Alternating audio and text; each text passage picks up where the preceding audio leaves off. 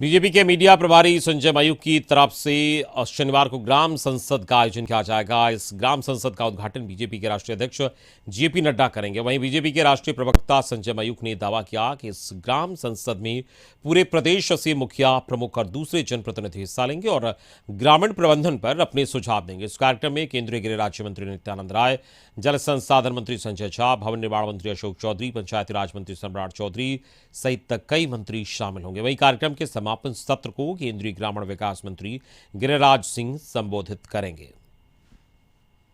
बिहार में दूसरी बार ग्राम संसद का आयोजन हो रहा है। ग्राम संसद पिछले साल भी हम सफलतापूर्वक आयोजन हम सब ने किया था, जिसमें कई गांवों के मुखिया, जनप्रतिनिधि, अन्य गांव गवई से जुड़े लोग इस कार्यक्रम में आते हैं। जिस तरह से प्रधानमंत्री नरेंद्र मोदी जी के नेतृत्व में गांवों का अभूतपूर्व विकास हुआ है, ऐतिहासिक विकास हुआ है, इस विकास की परिकल्पना पर विशद विचार विमर्श होगा।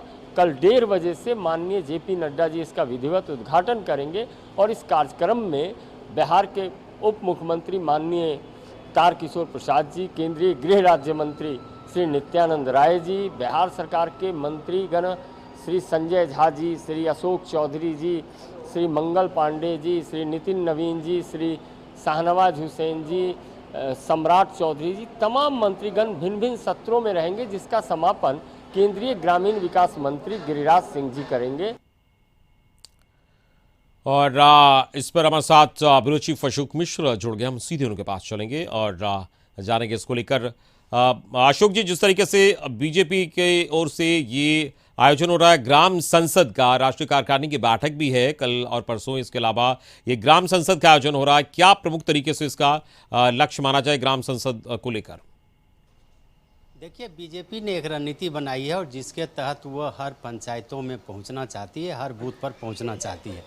इसी को लेकर के बीजेपी के 7 मोर्चे की कल बैठक है और 2 दिन की और कार्य समिति की, और उसमें पार्टी के राष्ट्रीय अध्यक्ष जेपी नड्डा आ रहे हैं।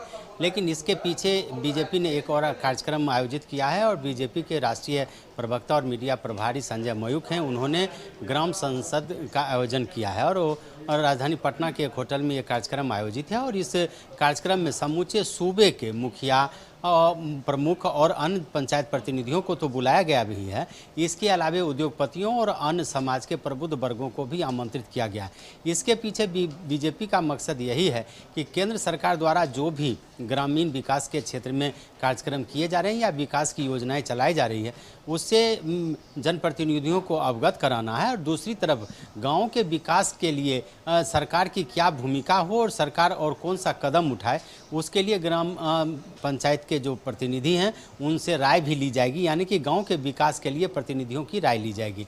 इस सत्र को राष्ट्रीय अध्यक्ष जेपी नड्डा इसका उद्घाटन करेंगे और इसका समापन केंद्रीय ग्रामीण विकास मंत्री गिरिराज सिंह करेंगे। लेकिन इसमें बिहार सरकार के भी, जदयू कोटे के भी मंत्री रहेंगे, बीजेपी कोटे के भी कई मंत्री रहेंगे। इसके पीछे एक और उद्देश्य है कि राज्य सरकार और केंद्र सरकार दोनों का यह दावा रहा है कि ग्रामीण इलाकों, खास करके पंचायती राज व्यवस्था में बिहार सरकार ने जहां महिलाओं को आरक्षण दिया है, तो दूसरी तरफ केंद्र सरकार ने भी पंचायतों के विकास के लिए काफ़ी धन मुहैया कराया है।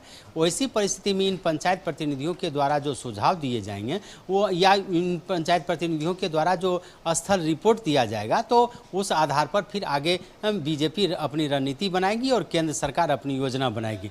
अब देखना यह है कि इसमें कौन कौन से जनप्रतिनिधि शिरकत करते हैं और दूसरी बात कि जेपी नड्डा हों या केंद्रीय ग्रामीण विकास मंत्री गिरिराज सिंह, ये पंचायत प्रतिनिधियों को कौन सा प्रशिक्षण देते हैं या उनकी सलाह पर कितना अमल करते हैं।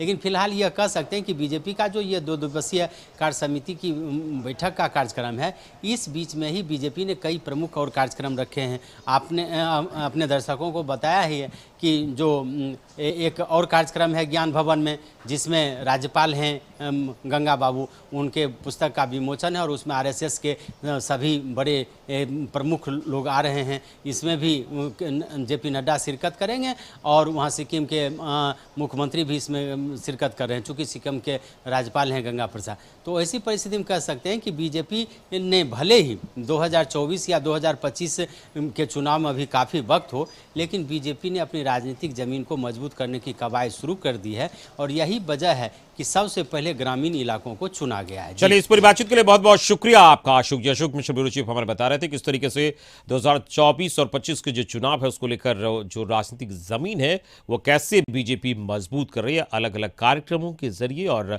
अलग योजनाओं के चलिए। फिलहाल